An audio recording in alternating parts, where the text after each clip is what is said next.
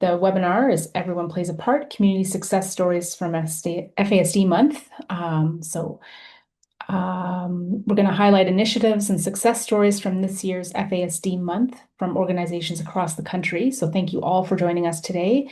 I'm just going to give a quick intro and as well as a land acknowledgement. So an important step in reconciliation is the acknowledgement of traditional treaty lands and recognition for the peoples of the territory. The CanFASD Research Network recognizes the historical significance and contributions of Indigenous peoples and their cultures and understands the important role that the Indigenous community plays today and in the future. We acknowledge that we live, work, and meet on traditional territories across Canada of many of the First Nations, Métis, and Inuit whose footsteps have marked these lands for centuries.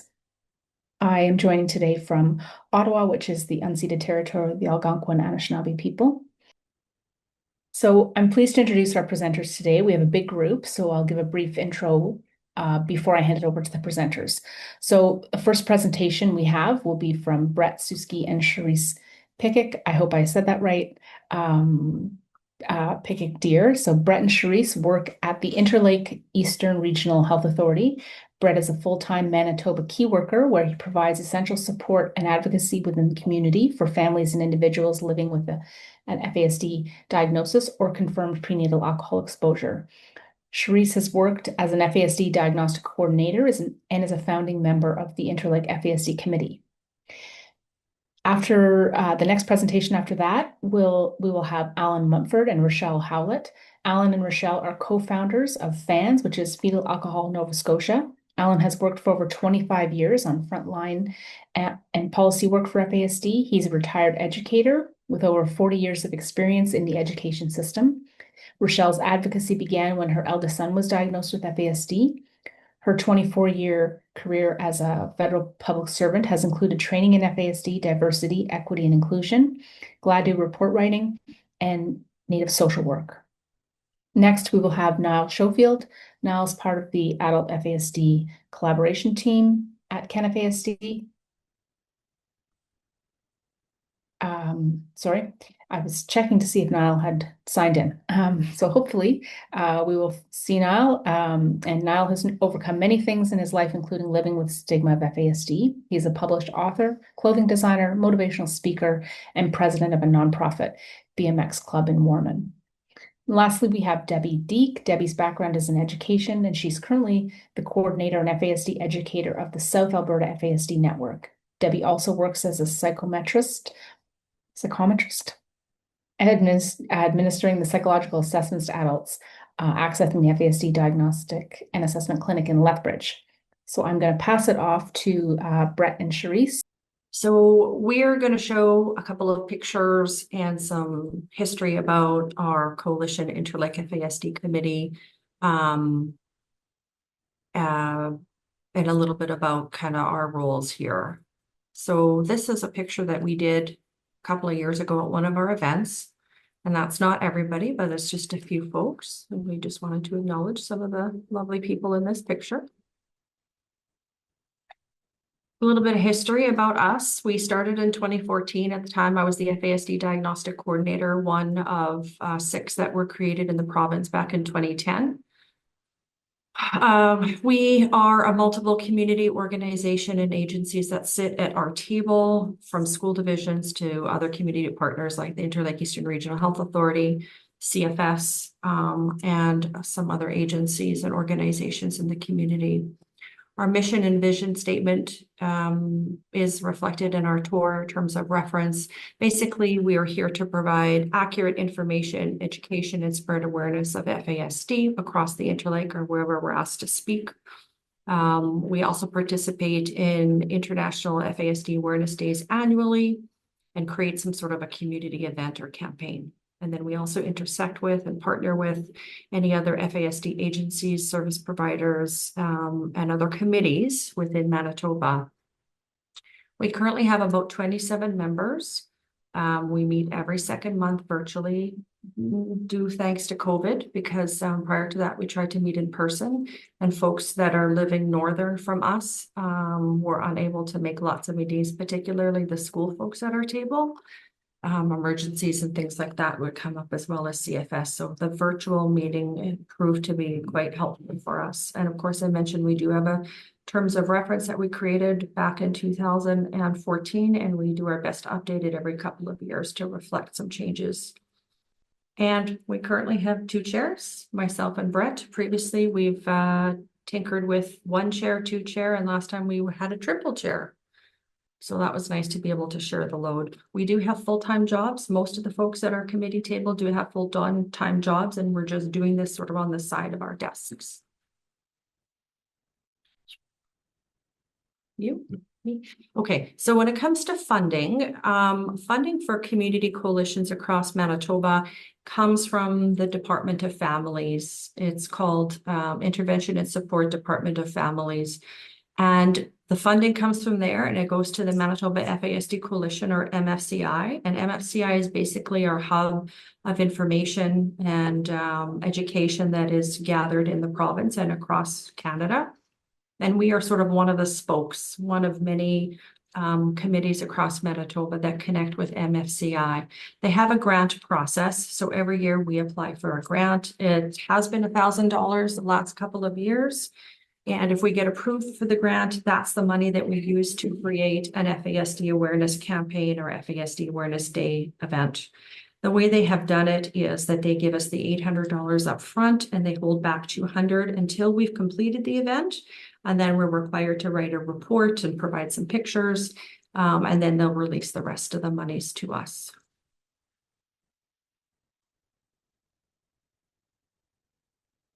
So a little bit about our FASD Awareness Day in 2025.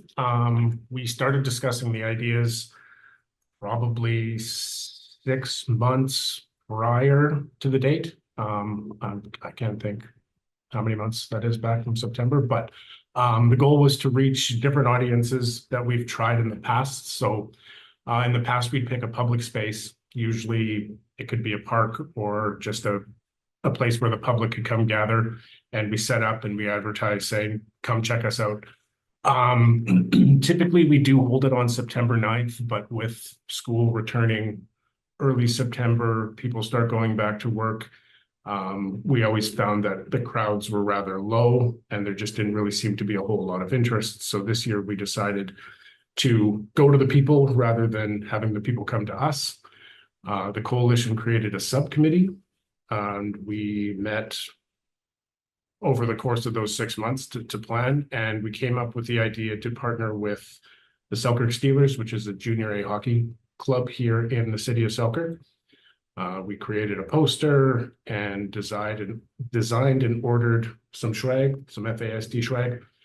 This year we made pins with the red shoes on it, tattoos, like temporary tattoos with the red shoes on it as well. We created a display board that you will see in the pictures, I believe, but just basic FASD kind of information. And we had a little true or false board, I think, side on one of the boards. And at the event, we gave away gift cards and T-shirts. I think we gave away some candy as well. And in order to enter the draw for the T-shirts or the gift cards, someone had to ask us something about FASD, or we would give them a little spiel on FASD, and they would kind of reiterate back something that they had learned. At the table, we had resources and information on FASD as well. And we had some of the committee members attend and just support. So I think there was 1, 2, 3, 4, 5 of us. I think our committee consists of 27 people. And there was, 5 or 6 of us that kind of hosted the event. And that was it. So to promote the event, we got a local or a story published in the local paper, which is called the Selkirk Record. We met with some of the players from the Steelers and chatted with them about FASD. So we provided a little bit of education to them as well. We emailed all over the place for the event and had social media. So the Steelers would share it on their Facebook page. MFCI, the Manitoba FASD Coalition, shared it on their website as well as their social media pages. And we have a water tower in the city of Selkirk that we had lit up red on September 9th to help promote the event as well. Yeah, we sent the information to CanFASD as well. That's a picture of the poster that the subcommittee created. That just had a little bit of information. This was a preseason game, so in general, preseason games don't have a huge turnout, but Selkirk is a hockey town. There's a lot of people that come to these games all the time. And since this was our very first time partnering with the Steelers, we thought a preseason game might be an easier way to sort of ease into this and see how it goes, to see if possibly in the future we try it again, maybe another year, and do it on an actual game. That would be a little bit later in the month, but the regular season has already begun. So yeah, just that everyone plays a part was also a piece of it. And we also talked to folks about that too. There's the water tower. This was the picture that they came and did from the Selkirk Record in front of the billboard with all the Steelers wearing their jerseys, except Brett. Those jerseys did have an odor to them, I'm not gonna lie.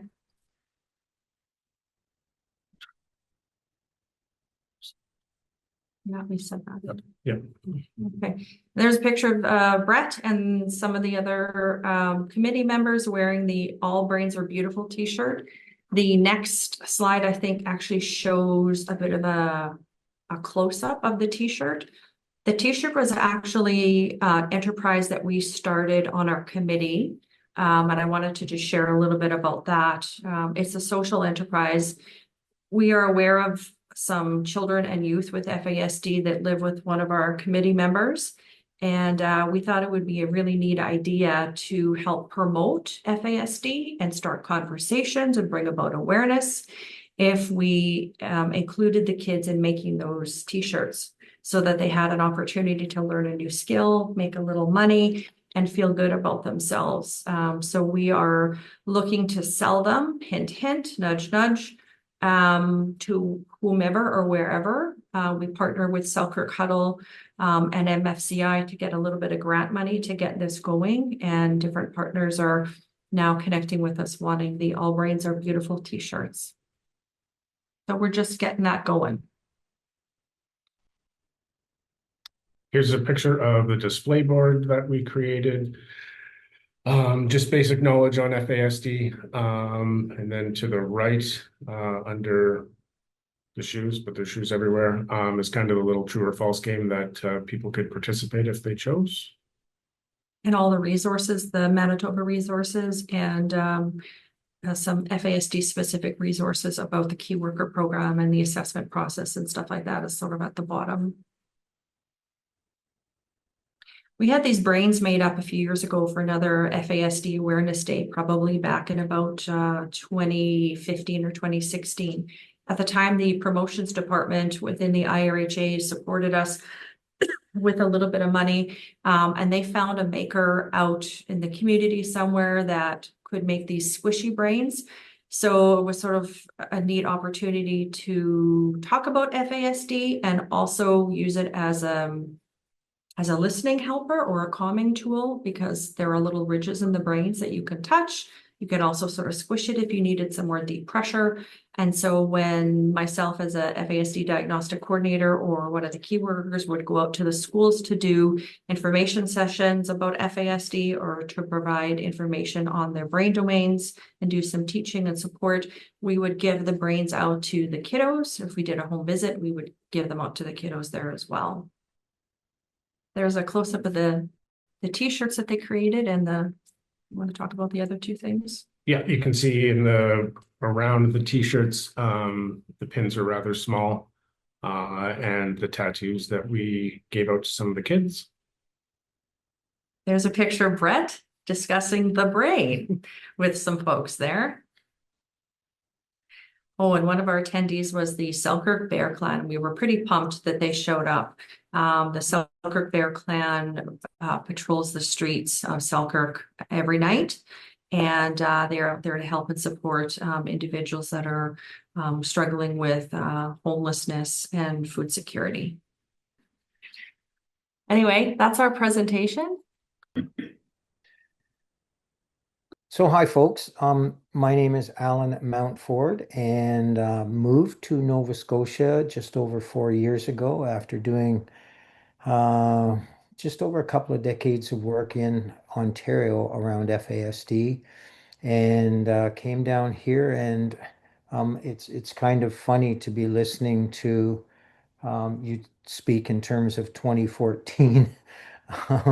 We have been going since 2023 because they really didn't know a lot about FASD here in Nova Scotia. So I'm going to defer to Rochelle here to talk just for a couple of minutes about how she and I sort of crossed paths and what that has meant to FASD in Nova Scotia. Uju Gui. Hello, everyone. Rochelle Howlett, mom, advocate, and co-founder of FANS, Fetal Alcohol Nova Scotia, along with Alan. And yeah, so I was living here in Nova Scotia in Mi'kma'ki, and I had a son with FASD. We didn't know much about it when he first came to us, but boy, did we learn.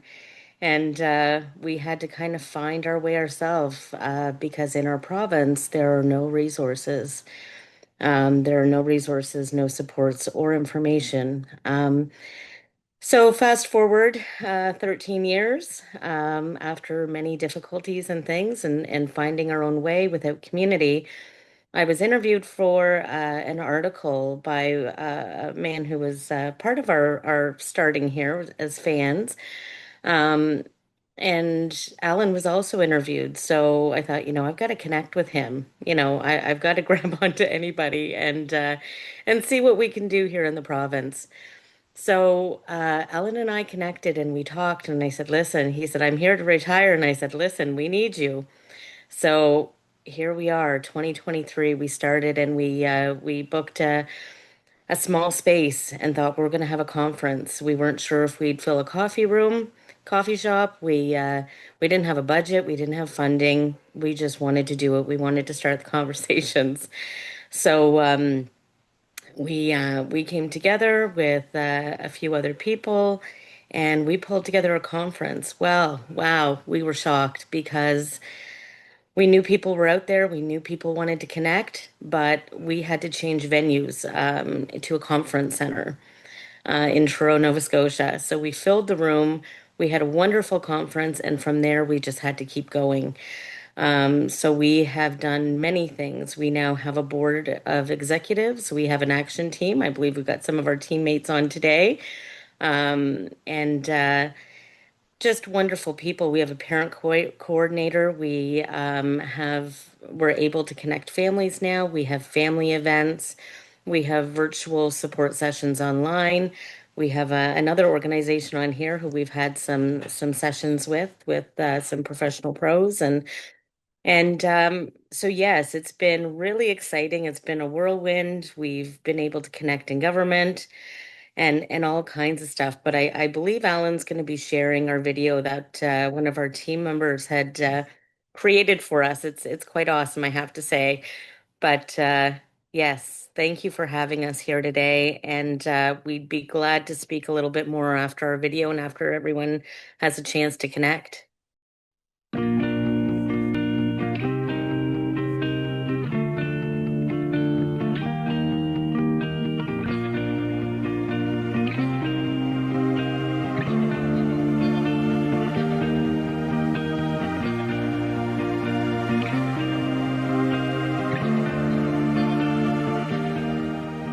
Our vision is a province with a declining prevalence of FASD, where individuals with FASD can participate in life to their full potential with support of society. Our mission is that FANS will be a champion in facilitating partnerships to provide crucial support and services for individuals, families, caregivers, and professionals. Worked with individuals with FASD throughout the province of Nova Scotia through a planned, collaborative, and culturally appropriate network of services.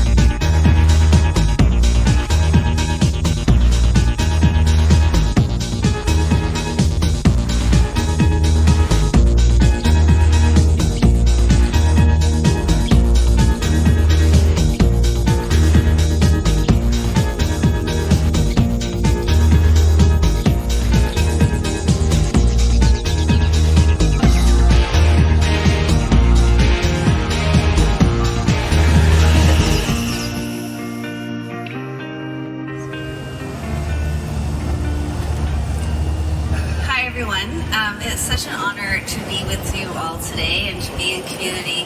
I am joined today by my colleagues, Lena Hamid, who's the MLA for Fairview Clayton Park, and Rob Wilson, who's the MLA for Halifax Armdale, and I'm the MLA for this area, Halifax to Sable Island. And thank you also to the Minister for being available today. You know, I think so many of us do what we do in our lives because we want the best for children and youth and communities. And it was really recognizing for me that we aren't there yet that prompted my entry into politics, actually. And part of that was around the lack of access to FASD assessment and identification. In 2023, I introduced the Private Members Bill for the creation of an FASD strategy for Nova Scotia. And then all of a sudden, there was this amazing community group that emerged. And so it was just amazing, and to see what's been built in such a short period of time, because, you know, I carried a sign about awareness creates change. I would like to start by introducing to you a young man who has had 18 years experience living with fetal alcohol spectrum disorder. FASD affects everybody and is not an Indigenous issue, but I'd like to bring awareness to the Truth and Reconciliation Commission Call to Action number 33, which states, we call upon the federal, provincial, and territorial government to recognize as high priority the need to address and prevent fetal alcohol spectrum disorder, FASD, and to develop in collaboration with Aboriginal people FASD preventative programs that can be delivered in a culturally appropriate manner. We are thankful to those who have gathered here today with us with an open mind and open heart to recognize those who live with FASD and their families and caregivers. Lalio, thank you. I want to be honest with you. I hate FASD. It changes how my brain works and affects almost every part of my life. It makes school harder. It makes friendships and relationships a lot harder. It puts me in situations where I don't always make the best choices. I have to work twice as hard to get half as far. But here's what I've learned. When I have the right supports, everything changes. So whereas fetal alcohol spectrum disorder, or FASD, is a diagnostic term used to describe the impacts on the brain and body of individuals prenatally exposed to alcohol, and whereas raising public awareness about the risks of prenatal alcohol exposure is essential in preventing alcohol use during pregnancy and promoting health and well-being of pregnant people, families, and future generations. Whereas Fetal Alcohol Spectrum Disorder Awareness Month is a reminder of the importance of raising awareness to improve prevention and diagnosis and to encourage compassion, including the support for those affected by fetal alcohol spectrum disorder. Therefore, I, Leah Martin, on behalf of Premier Tim Houston, Premier of Nova Scotia, do hereby proclaim the month of September 2025 to be Fetal Alcohol Spectrum Disorder Awareness Month in the province of Nova Scotia. Thank you and Malalio. So as we raise this flag today, let it wave as a symbol of compassion, community, and understanding. Thank you for having me here to be a part of your day, and thank you on behalf of the government. Thank you so much, and Wallalin.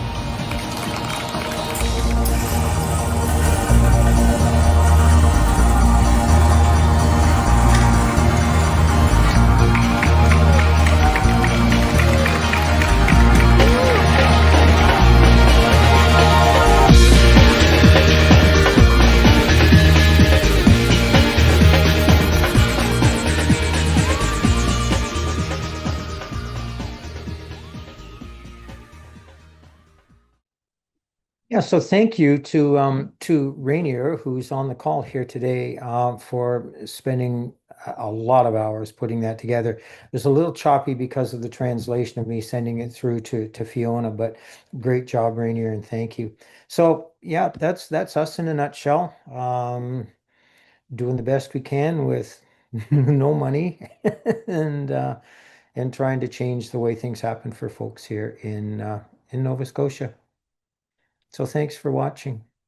All right. I'm Debbie Deek with the South Alberta FASD Network, and it is really a pleasure to be here today and be able to share what we've done in our area of the province for the month of September and also for September the 9th.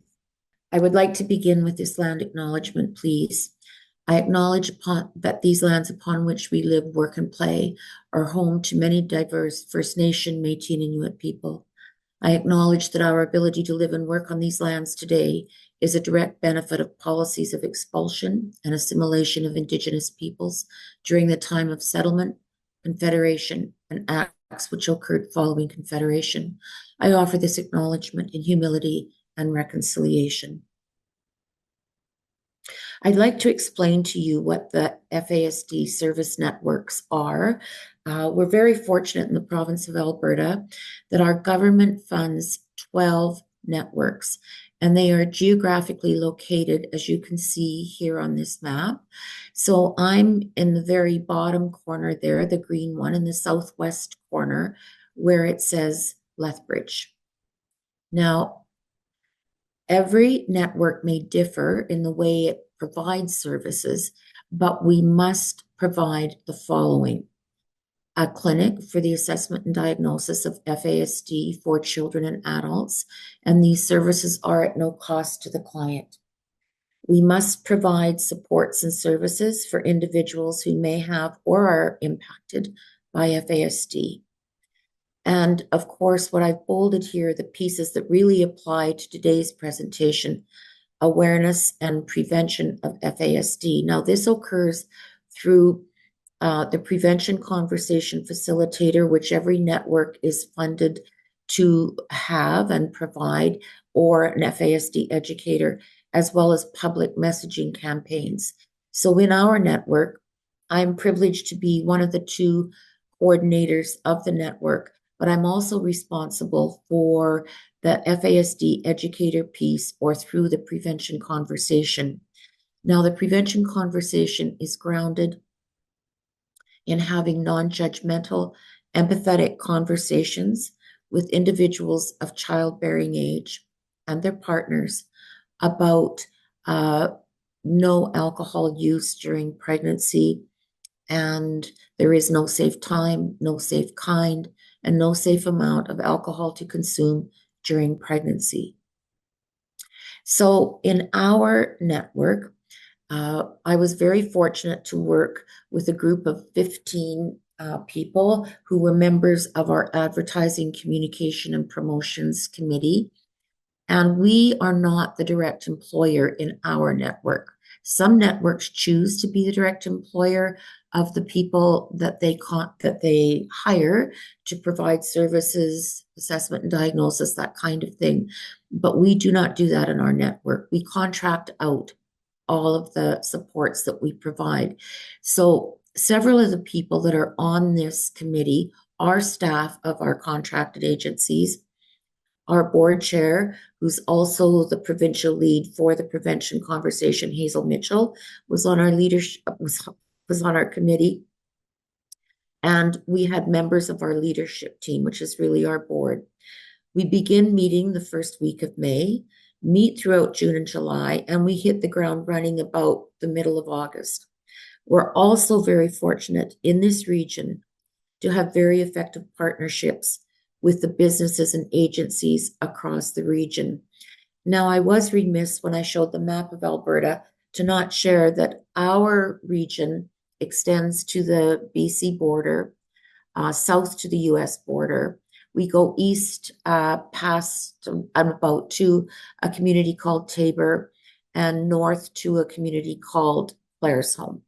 And within our region, we are also home to two of the largest Indigenous reservations in Canada, the Kainai or the Blood Reserve and the Bakani Reserve.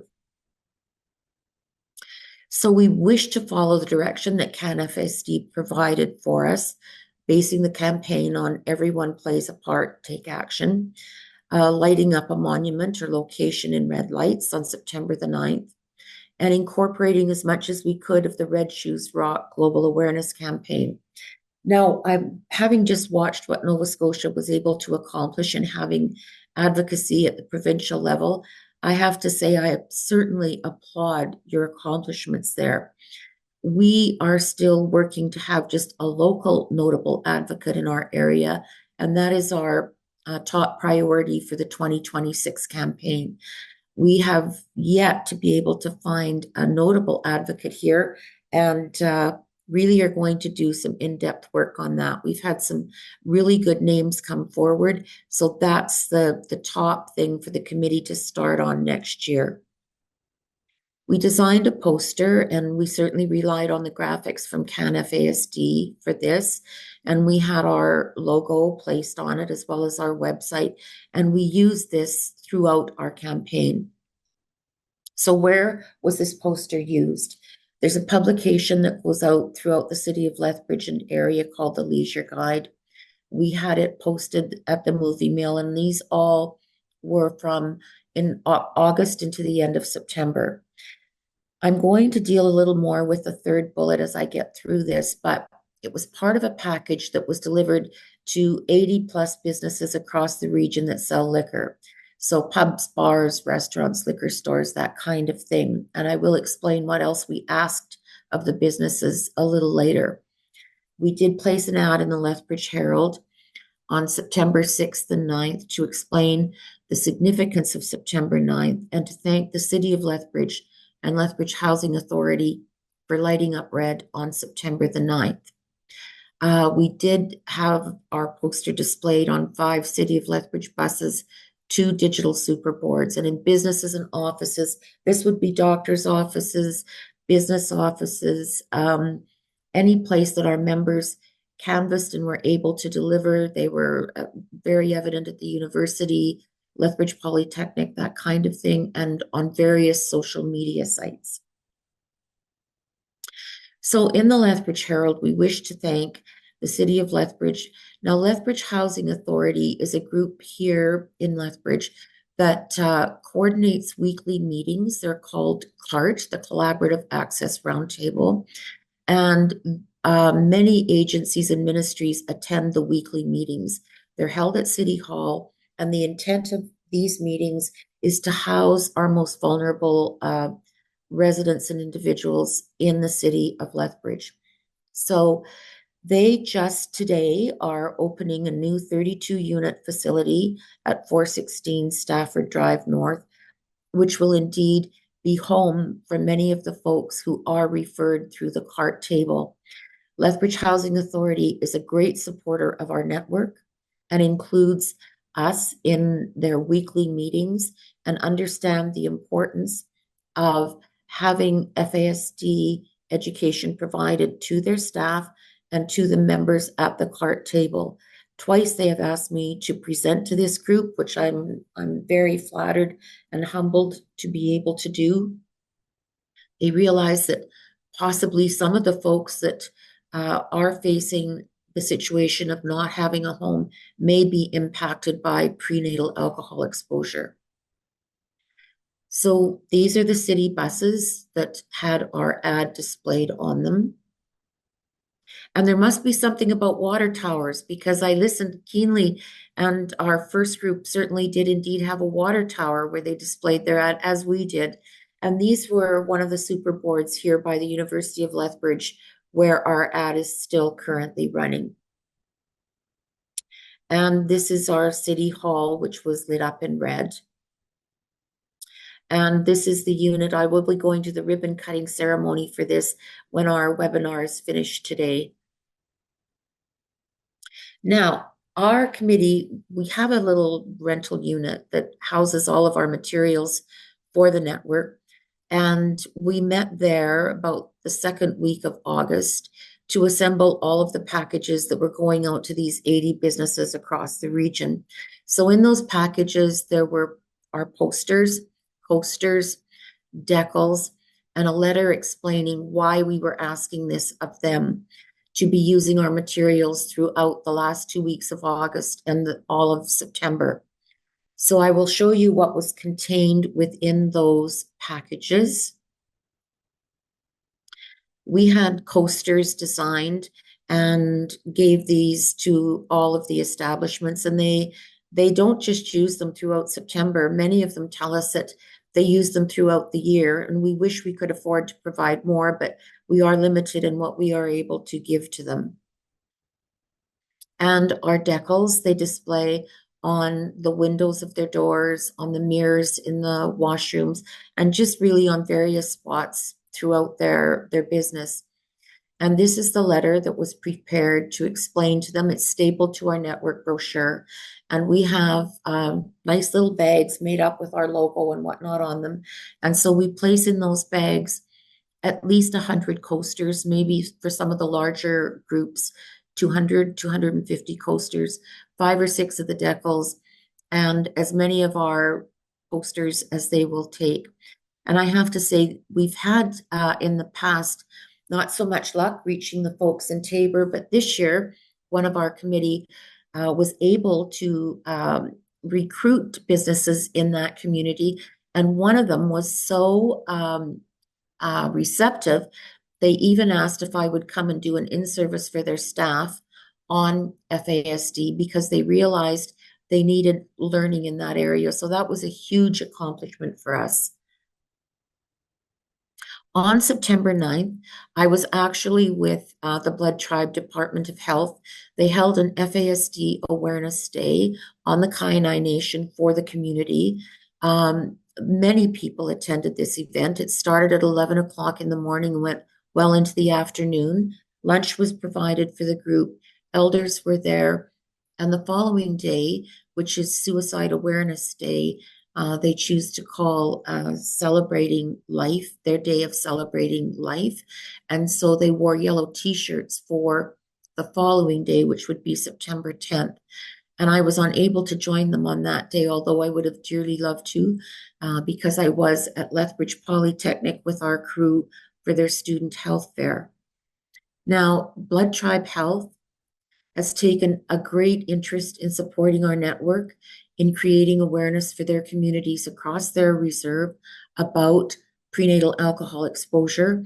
We provided them with promotional materials, our posters and whatnot, and this display has been in their office on their in their Blood Tribe Department of Health office since around August 16th or 17th.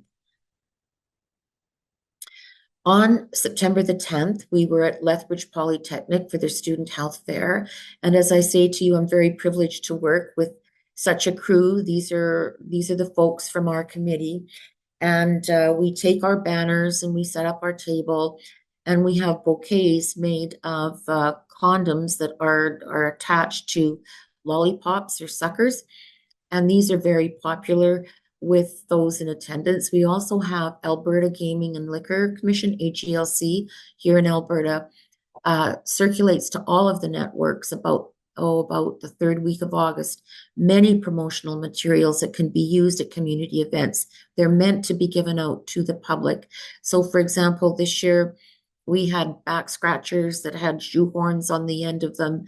We had cold packs. We had all kinds of things. So we were able to give out many items, all which say Dry 9 on them, as well as promotional materials, print materials from our own network.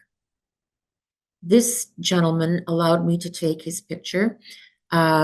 We partnered with Lethbridge Family Services to have an art show and tea on September the 5th, and all of the clients served through our network who wished to submit their artwork either for display or sale were encouraged to do so. And this gentleman submitted what you see there, and he was thrilled to death that he was able to sell it for $200 that day. So it really warmed my heart to attend this event and see what artistic talents our clients have. Then the Word on the Street Festival occurred on September 20th. And this is put on by the Lethbridge Public Library. It's attended by thousands of people.